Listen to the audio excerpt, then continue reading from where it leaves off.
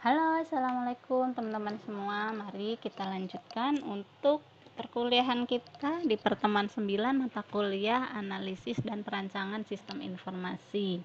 Pertemuan ini kita akan belajar perancangan database. Halo, assalamualaikum teman-teman semua. Mudah-mudahan kalian masih semangat ya. Kita akan memasuki pertemuan 9 mata kuliah analisis dan perancangan sistem informasi. Kali ini kita akan membahas tentang perancangan database. Tentu aja perancangan database ini diperlukan ketika teman-teman akan membuat sebuah aplikasi, membuat sebuah interface, dan juga datanya perlu disimpan. Maka kita akan memerlukan database. Oke, dalam membangun sebuah database ada dua teknik yang bisa digunakan, yaitu konsep normalisasi atau bisa langsung membentuk IRD-nya. Namun apabila kurang memahami IRD, sebaiknya dibantu dengan konsep normalisasi ini. Jadi teman-teman dari normalisasi nanti baru dibentuk IRD-nya, karena itu akan sangat membantu. Yang pertama yaitu salah kan ini. Halo, assalamualaikum teman-teman semua. Mudah-mudahan kalian dalam keadaan sehat selalu. Hari ini kita memasuki untuk mata kuliah analisis dan perancangan sistem informasi tentang perancangan database. Perancangan database diperlukan ketika teman-teman akan membuat sebuah aplikasi di mana di situ ada interface, kemudian datanya perlu kita simpan. Nah, maka kita simpan ke dalam sebuah database. Dalam teknik membangun database ada dua, yaitu yang pertama konsep normalisasi, yang kedua adalah membuat IRD. Konsep normalisasi ini akan sangat membantu kita untuk membuat IRD. Namun apabila teman-teman sudah cukup paham dengan normalisasi, maka bisa langsung membuat IRD dalam membangun database. Yang pertama, kita akan mengenal bentuk-bentuk normalisasi. Bentuk-bentuk normalisasi dalam mendesain database ada beberapa. Nah, yang umum digunakan adalah normal pertama, normal kedua, dan normal ketiga. Dengan tiga normalisasi ini sudah cukup untuk mengatasi persoalan anomali. Oke, kita lihat yang pertama, yaitu first normal form atau normal ke-1. Ciri-cirinya salah satunya adalah di normal pertama sudah tidak ada atribut yang berulang, artinya baris-baris yang ada dalam data kita itu tidak ada yang sama isi datanya ya. Kemudian sudah bernilai tunggal ya, ini tadi yang tidak berulang. Kemudian tidak ada yang bernilai ganda dan masing-masing field memiliki satu pengertian. Oke. Kemudian yang kedua atau second normal form, tentu saja syaratnya adalah memenuhi normal pertama. Kemudian di second normal form ini sudah ada yang namanya kunci utama atau primary key. Nah, yang menjadi kunci utama atau primary key ini haruslah unik, yang mana dia akan membedakan antara satu atribut dengan atribut yang lainnya. Kemudian di second normal form itu juga ada yang namanya foreign key apabila diperlukan, serta ada ketergantungan transitif. Pada normal ketiga atau third normal form, yang pasti syaratnya adalah harus sudah terpenuhi bentuk normal kedua ya. Kemudian atribut bukan kunci tidak memiliki dependensi terhadap kunci utama, dan di bentuk normal ketiga ini sudah bebas dari anomali, artinya untuk proses insert, update maupun delete. Oke. Kemudian ketika Anda sudah cukup paham dengan konsep normalisasi, Anda bisa melanjutkan dengan IRD atau pembuatan Entity Relationship Diagram. IRD ini adalah salah satu teknik untuk memodelkan basis data, di mana di dalamnya memperlihatkan hubungan antar entitas di dalam sebuah database.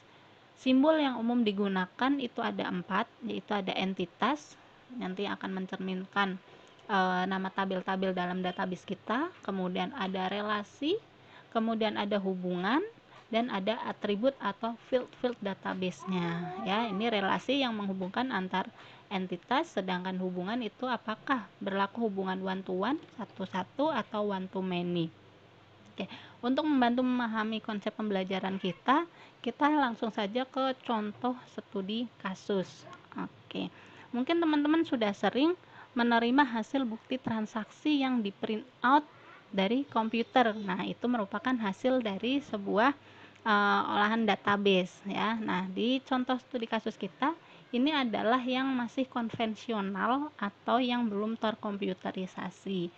Kita ambil contoh di sini ada bond, ada 2 bond pembelian, yang mana isi 2 bond ini ada yang sama, ada juga yang berbeda ya. Di sini ada nomor bondnya tentu saja berbeda, yang satu 3214, yang satunya adalah 3218, dilakukan pada tanggal yang berbeda ya, 25 dan 26. Identitas kendaraannya, merek, mekanik ini juga beda, dan parts yang dibeli ini juga ada yang sama, ada yang beda. Yang sama yaitu oli top ban dan juga engine. Yang beda adalah untuk tanggal 26 adanya kompas kopling. Artinya dari satu bond ini untuk tanggal 25 yang diatasi atau yang kasirnya adalah Dewi, dilakukan 2 transaksi pembelian parts oli top one dan engine tune up. Nah, dari dokumen yang kita punya ini kita akan bisa merancang konsep normalisasinya ya teman-teman, yaitu dihasilkan apa aja sih yang diperlukan sehingga menjadi first normal form, yaitu teman-teman bisa lihat di sini yang ada isinya ini akan menjadi field-field kita. Contohnya nomor bond, tanggal, nomor polisi, ID warna, ID merek, tahun, nama mekanik, ID mekanik, kode part, nama part, dan seterusnya, total, potongan, bayar, sampai dengan ID dan nama kasir. Ini akan menjadi field dalam database kita. Semuanya ada 21 field ya, bisa teman-teman cek dari nomor bond, ID kasir sampai dengan total bayar. Nah, di sini 1 2 3 4 5 dan seterusnya sampai sini ada 21. Nah, tadi syarat dari first normal form itu adalah setiap atribut bernilai tunggal, tidak ada yang bernilai ganda atau yang berulang. Artinya seperti ini teman-teman.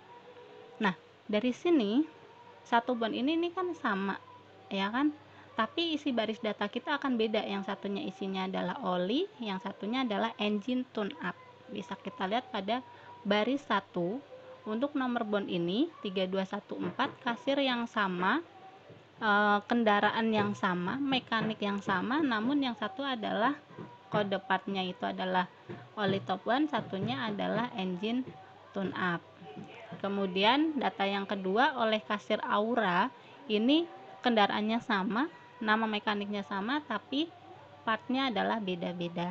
Nah, jadi di sini antara baris 1 untuk satu bond 3214 itu adalah baris satunya berisi oli top ban, baris satunya lagi berisi engine tune up. Jadi itu yang dimaksud tidak ada record yang berulang ya, tetapi masih terjadi anomali ya, yaitu adanya kerangkapan yang lain seperti nomor bond yang sama, nama kasir yang sama, ID warna yang sama, dan seterusnya. Sehingga dari bentuk normal pertama ini kita lanjutkan ke bentuk normal kedua. Apa tadi syarat bentuk normal kedua? Syarat bentuk normal kedua adalah sudah memenuhi bentuk normal pertama dan adanya primary key ataupun foreign key ya. Yang menjadi, nah dari sini bentuk normal pertama kira-kira mana aja sih yang bisa menjadi primary key dan foreign key? Artinya kita akan membuat sebuah calon tabel ya. Misalnya bond, nanti isinya di sini ada nomor bond, isinya atribut-atributnya apa saja. Kemudian ada ID kasir sama nama kasir, bisa ini menjadi sebuah satu calon tabel. Nomor polisi ya, nanti hubungannya apa nih nomor polisi? Mungkin akan memerlukan tahun ya, merek ya, identitas sebuah kendaraan ya. Dengan nomor polisi ini, warnanya ini, mereknya ini, tahunnya ini. Kemudian data mekaniknya ya, Data mekaniknya ini adalah ID mekanik dan nama mekanik ini bisa menjadi sebuah tabel ya. Kemudian part, ada kode part, nama part ya. Kemudian ada jumlah total potongan dan bayar, ini tentu saja ikut dalam bond ya. Oke. Masih terjadi anomali ya teman-teman, kita lihat di sini. Oke, jadi di bentuk normal kedua kita mempunyai calon tabel yaitu mekanik, part, bond, kasir, dan kendaraan. Yang mana di sini dari bond ini kita bisa lihat ada nomor bond, ada ID kasir, ada nomor polisi, ID mekanik, dan nomor part. Artinya di sini di normal kedua kita sudah mempunyai primary key. Mana primary key-nya? Primary key dan foreign key. Foreign key adalah data yang field yang di tabel utamanya dia menjadi primary key, ketika dia berhubungan ke tabel lain dia menjadi foreign key. Jadi contohnya di sini mekanik, tadi ada ID mekanik dan nama mekanik. ID mekanik itu sebagai primary key, ketika dia masuk ke dalam bond maka di sini ID mekanik menjadi foreign key. Begitu juga kasir. Kasir primary key-nya adalah ID kasir. Ketika masuk ke dalam tabel bond, maka ID kasir menjadi foreign key. Sama halnya dengan data kendaraan yang menjadi primary key-nya adalah nomor polisi. Ketika di bond ini menjadi foreign key. Kemudian data part, primary key-nya adalah kode part ya. Ketika ke bond ini menjadi foreign key.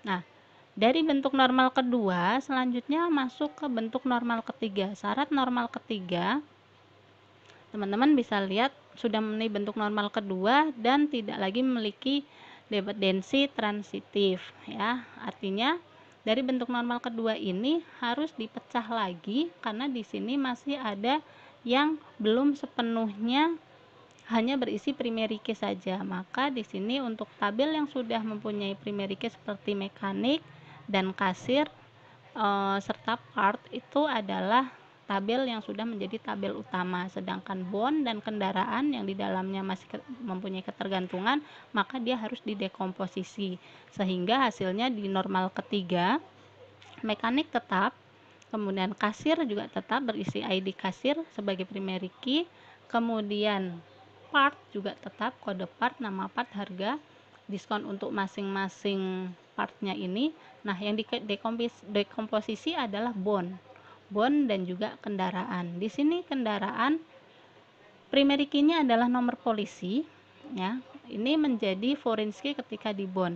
Nah, di sini ada ID warna, ID merek, dan tahun. ID warna ini bisa kita dekomposisi menjadi tabel warna, merek menjadi tabel merek. Bayangkan jika ini tidak dekomposisi, ketika masuk nomor polisi yang berbeda, kemudian warnanya berbeda-beda, mereknya tentu berbeda-beda, bisa jadi si kasir menginput yang ini nama warnanya adalah biru muda, biru tua misalkan. Kemudian nama mereknya ada yang nulisnya Supra X-nya di spasi, ada yang nulis varionya itu hanya vario saja, kemudian vario tipe XXX dan seterusnya. Maka supaya hal tersebut tidak terjadi, distandarisasi menjadi sebuah tabel. Jadi ketika mengentry nomor kendaraan, masukkan ID warnanya, maka otomatis akan muncul nama warna, dimasukkan ID mereknya akan muncul nama merek, sehingga kasir tidak perlu mengetik nama mereknya yang bisa memungkinkan berbeda-beda.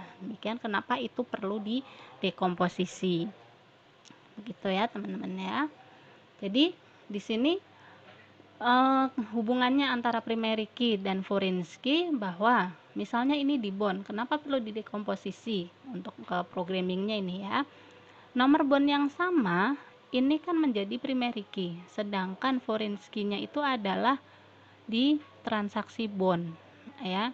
Nomor bond di sini masih sama karena di nomor bond 3214 itu kode partnya beda, maka ini harus didekomposisi, yang mana kode part ini diambil dari tabel part ya, sehingga di sini adalah adanya foreign key. Foreign key-nya adalah kode part dari primary key di tabel part.